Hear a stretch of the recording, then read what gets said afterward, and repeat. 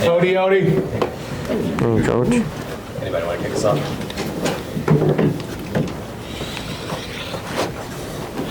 Questions? Hello. Hey, Coach. Jim Alexander here with Rail Talker. Was this today? There's a lot of missed opportunities, I felt like, left on the field tonight. Do you think it was just maybe sort of a slow start? Because the second half was a lot more energetic and a lot more pace to it. It was just sort of kind of like just one of those games where you just have a lackadaisical start and things just weren't working and happening, kind of combination of it all? I made it sure. First half we didn't show up. We just, and even though we didn't show up, there was a few opportunities. So, I mean, that happens, you switch some stuff up and switch players. I didn't think we got the tactics right, myself, as a coach, so we didn't show up. Second half is a lot different game. Do you feel like the result was deservingly so, that it was an own goal too that they scored on, or you felt like you deserved a tie maybe in this game? Yeah, we had chances that we should have, free headers and stuff like that we should have, but it's football. Sometimes weird things happen. We have scored an own goal in our last 2 games, so we're getting good at that right now. So we have to cut that out, because if we keep giving gifts away, then we're going to be in trouble. John. And just, Coach, in terms of Mal not being available tonight, just curious, any updates on that, and just what you thought the team maybe needed to do differently from that first half to the second half when it comes to, operating the offense without Mal being in the center of it? Well, I mean, there's a lot of young players, players who are playing the league for the first time, so, Mal is if people don't understand, she's a tremendous leader when she's out there, and, a lot of stuff she do and say, whether it's the next team or her teammate, they buy into what you say. So you're always gonna miss a player like that. But I'm a little bit different.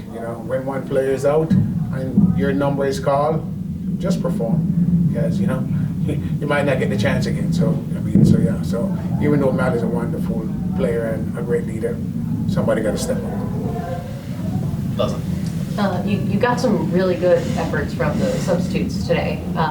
Was there? Sorry, it's late. What was it about the substitutes that you think really changed the game today? Yeah, I think some of those younger players are hungry. They want to prove that they belong, and that's why we drafted them. So you're talking about Jamie East and Ali Cook, and some of those players came in, and everybody wants to prove something, and you know what? They have been doing well in practice, and I thought they did well when they came in and the energy level rises, but they also played better football, because you have to play football. You can't just go out there and just, wish and luck and all that stuff. So, we pinned them in for a long time, but again, nothing went in the back of the net, so, it's all went for now. Rusty. Coach, how much did their defensive shape or the way they played staying back made such a difference for your team here tonight? I don't know if I just think we got the tactics wrong. We as coaches got the tactics wrong, and, we looked like we were afraid to play. We were playing that bad in the first half that we couldn't trap a wet bag of sand. So, we couldn't do anything right. So sometimes it's difficult when a team is not playing good and there's just too many players having bad game. If you have one or two players, you can survive. But when you have so many players not playing, not playing right, then everything seems out of whack. I think the first half, maybe the first 30 minutes, we were way out. We just couldn't get ourselves together. Edna. Yeah, Coach. Some coaches say that maybe a break can affect the team who is playing really well after the first game's results. Do you think the international break has some effect on the players? No, I'm not going to blame any break. Everybody had a break. It's the same thing.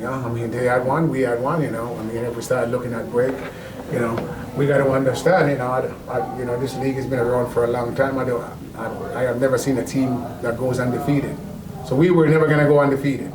So, this might be a good lesson for us. We lose a game, we got to come back and try to put the pieces together, because it's a long season. So, I didn't think we were going to go undefeated, and, we lost one to an own goal. So we just got to I don't think the break has anything to do with it. Everybody has a break.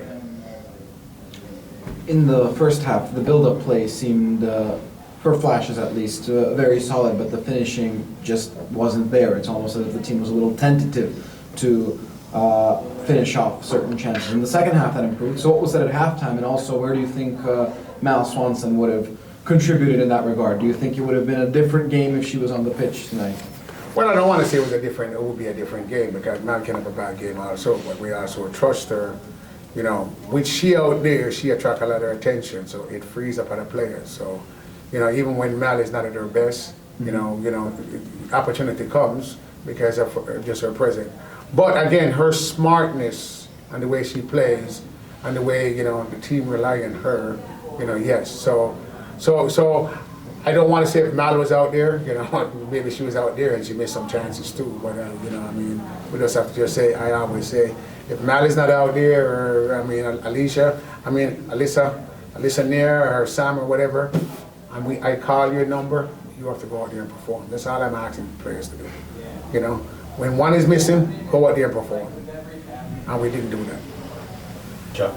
How'd you like Jenna's edge to the game? She seemed to be involved everywhere, and now seeing her grow to taking corner kicks as well, that's something we haven't seen from her in the past. Yeah, I think Jenna, you know, I mean, after Florida, you know, we had a chat with Jenna, and I think Jenna has relish her position, and she's give us a lot of energy. She's non-stop. She's like the Energizer Bunny for us right now, and you got to give her credit. Yeah, I mean, you know, she's gonna get opportunity, and but I tell you what, you know, it's hard taking her off the field, because what you bring to the team right now, that energy and just getting involved in everything, you know, you love to see it, because she's a great human being, and you know she's having some success. So let's see how long we can continue with that, and hopefully she continues the entire season. I'm going to shift over to the virtual questions. LT, go ahead. Hey, Coach. Just a couple questions. I'm not going to ask you to divulge anything that you may have said to your team, but what kind of approach do you take in the locker room as a coach after a loss?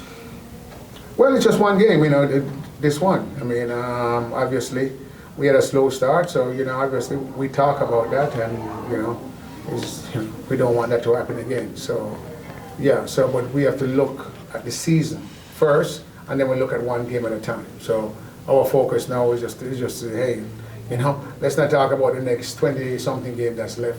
Let's just talk about the next game ahead, and that's the approach we're taking. Let's get ready for training, and we move on. And just speaking of that, in general, the 3 goals against this club this season, 2 of them are own goals. Like, what do you kind of make of that kind of situation? Well, it's not good, and we don't like it. So I mean, we have to look at ourselves first as coaches. I mean, and see what's going on, and we have to look at our body position and the players. You know, I mean, we did address that. You know, we gave up another own goal 2 games in a row. So we have to. I mean, that's something that we have to address, and if we have to do something different in training to fix it, we will. Thanks, Coach. Taylor, go ahead. Hey, Coach. I know you've talked a bit about kind of how the team missed Mal's presence today. I was wondering if there was any update on, I know that in the availability report it just said she was questionable for an injury with her hip. Do you have any more details on potential timelines for return? Yeah, I think she's gonna be fine. I mean, you know, we know Mally's not gonna, you know, she just came back from a tough series with the USA, and we don't want to take any chances with her. So you know, we don't want to chance anything. You know, we want to keep her for the entire season, because, you know, the way she plays and the way she runs hard. You know, so I mean, but she's gonna be okay. Okay, thank you. Thanks, Taylor. All right, thanks everybody. I'll let Coach get back to it. Thank you. Thanks, Coach. Okay, guys.